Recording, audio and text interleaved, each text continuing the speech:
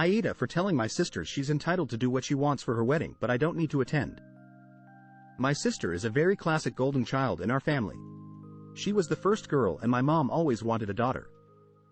My older brother was a disappointment to mom, and when I, the second girl, came along, mom already had her perfect daughter, so she never had much time for me.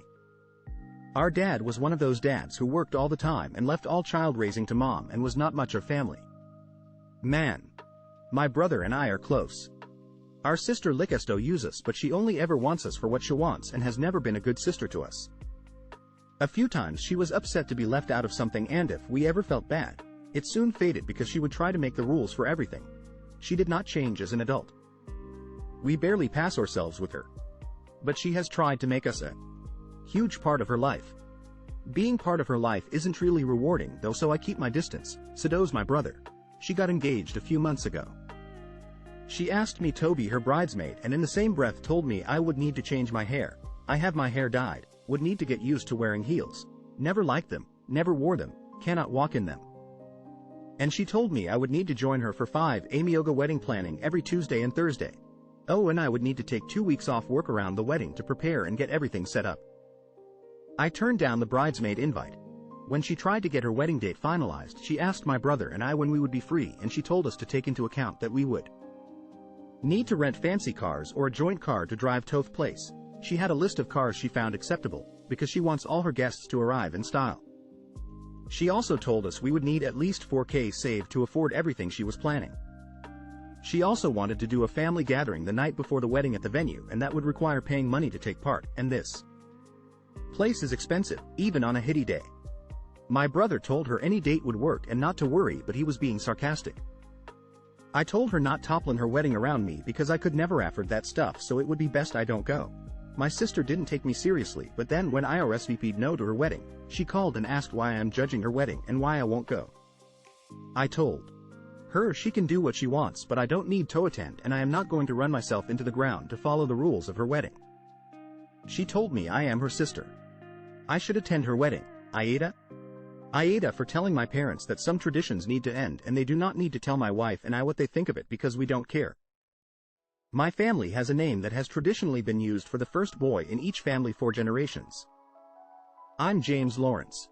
2 of my cousins, my dad and 3 of his cousins, my grandfather, my great-grandfather and his cousin, my great-great-grandfather and my great-great-great-grandfather all had the same name. One of my cousins is expecting his first son and has already announced he will be continuing the tradition. So, in another month we will have 9 living members of the family named James Lawrence. My wife and I are expecting a son. We already decided we would not be continuing the tradition. I never wanted to continue it. Having the same name as so many living family members has been the biggest pain in my SS, and I am the same age as one of my cousins and we grew up 5 minutes from each other and went to the same schools. When I tell you it brought so many complications into my life, I am not exaggerating. My parents were so excited when they heard we were having a boy, and I told them immediately that we were not naming him James Lawrence. I told them the tradition as far as my side of the family is concerned has ended, and I will not encourage it to be continued by my children in the future, but of course it is up to them ultimately. My parents did not like it and started asking what we did plan to name our son. We told them they would find out in time and he would be born before we announce his name. Ever since they have attempted to tell my wife and I how hurt they are about our decision, and how they think it's a bad one. When they realized how little I cared, they focused more on my pregnant wife and attempted with their thoughts on it to guilt her. So I put my foot down recently and told them some traditions need to end and they do not need to tell us what they think of that because we do not care and we will not change our minds based on what they think or want. My parents told me I was being callously dismissive, seeing as they themselves loved the tradition and always believed I would love it one day too. I told them they believed that because they never listened to me. But they need to accept it. My parents stormed off and told me I need to grow up and realize I have a childish hatred for the tradition. AITA? Update. Refusing to cook. I spoke with each family member individually about their behavior. 10F apologized profusely and said that, sometimes, she doesn't like my cooking. 17F, who has only been with us since she was 16 and didn't grow up with us. It was a bit too long and off topic for the original post, said she appreciated that I make varied recipes, even if she didn't always like them. She also said that she Wanted to cook, but had seen husband and 10F's reactions to mine and was put off it. Husband accepted the Ta judgment from the sub, and to his credit, he planned and executed every evening meal. The kids ate his meals, but husband's lack ofteness, overboiled vegetables, untrimmed meat, soggy pasta, etc., caused some picked over meals from the kids. Everything was edible, though, and he very politely asked for some tips on things, like how long to cook rice, but I did not physically help. I reassured him that I wasn't trying to watch him fail, but that I needed him to learn a lesson.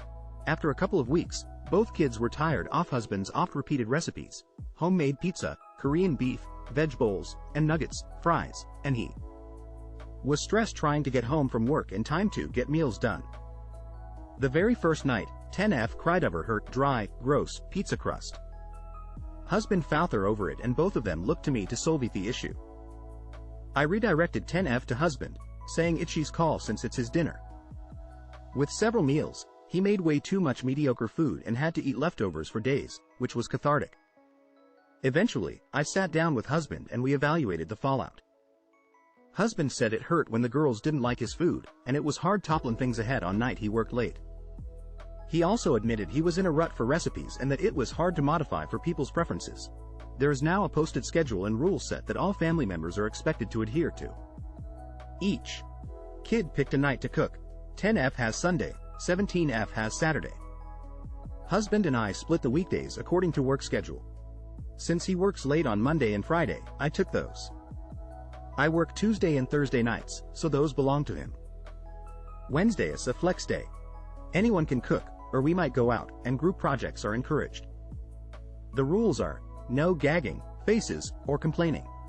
Cook chooses the meal. Period. Assistance may be requested by anyone. Special ingredient requests must be made a minimum of 2 days in advance. So far so good. 17F has been learning a lot of technique. 10F is thrilled to be addressed as chef by whoever is assisting her, and no one has yet broken any of the rules. Husband more easily asks for my advice when he's cooking, how to season, how long to cook things, which is a huge improvement. It's too early to declare victory, and it takes a long time to make permanent changes, but it's encouraging progress. Thanks everyone for the advice and the support. Here's to continued positive change. AITA for taking the vegetables of my kids' burgers. I, 39F, have 3 kids, 6F, 9M, and 12F. My husband, 40M, and I decided a few days ago to take the kids to our local restaurant, as a treat, because we don't do that often. My husband is a bit of a health nut, and is very restrictive of the foods my kids eat, which is the main source of our arguments. On Thursday, we went to the restaurant, and the kids were super excited. The server was asking what the kids wanted, when my 12-year-old, we'll call her Emily, said, cheeseburger with bacon. My husband butted in and said, with lettuce and tomato. Emily's face immediately fell. My husband didn't even notice, and Emily looked super bummed. After the server took our orders, my husband turned to Emily and asked her what's wrong. She said that she didn't want lettuce and tomato on her burger because she doesn't like them. He sighed and said that they've been through this a million times, and having vegetables with every meal was super important. Emily looked like she was about to cry. She is neurodivergent, and a lot of food tastes and textures really bother her, tomatoes being a large one. My husband doesn't seem to care, which really bothers me. When the food came, Emily didn't even touch the burger. So when my husband went to the bathroom, I took the lettuce and tomato off the burger, put them on mine, and winked at Emily. She grinned and gladly ate her burger. My husband didn't say anything about it until that night. He told me that taking the vegetables off was a violation of his trust, because he was just looking out for our daughter. I told him that it was just own meal, and not having vegetables once wasn't a big deal. He said that those vegetables were very important. I left the room, and have been talking to him as little as possible. So Reddit. AITA for taking the vegetables off my daughter's burger? I think I might be ta because it's just lettuce and tomato, and my kids having vegetables is really important to my husband, but I feel like he was being super controlling, and I never want to see my child upset. AITA for telling my daughter I can't support her life decisions? I, 51M, have been married to my wife Diana, 49F, for 25 years, and we have 3 kids, Johnny, 24M, Sally, 22F, and Hank, 17M. Sally has decided to drop out of college with 1 year left. Both Diana and Andy were shocked when she told us, since she's been obsessed with her field of study, biology and ecology, since she was 12. We asked her why, and she said that her and her friend were going to start up an online business and she doesn't feel that she needs the degree anymore. I will admit that I was pissed, since I paid for most of her college and she only had 1 year left. If she were a first or second year I would have understood, but the finish line is literally just around the corner for her. She asked if I would give her her last tuition payment as an investment. Important to note here is that my wife and I have been putting aside money for college for our kids since we decided to have them, and made sure they knew that we'd help them pay their way through college. I told her flat out no, that money was for college, and that's what the agreement was for when she got into college. I do not support this decision, and I will not let her throw away the past 3 years for something like this. My wife agrees with me on this and has been trying to persuade Sally to change her mind for the past few weeks. Sally thinks that we're being unfair and that we're reneging on our promise, and we're SS holes for not supporting her. Are we?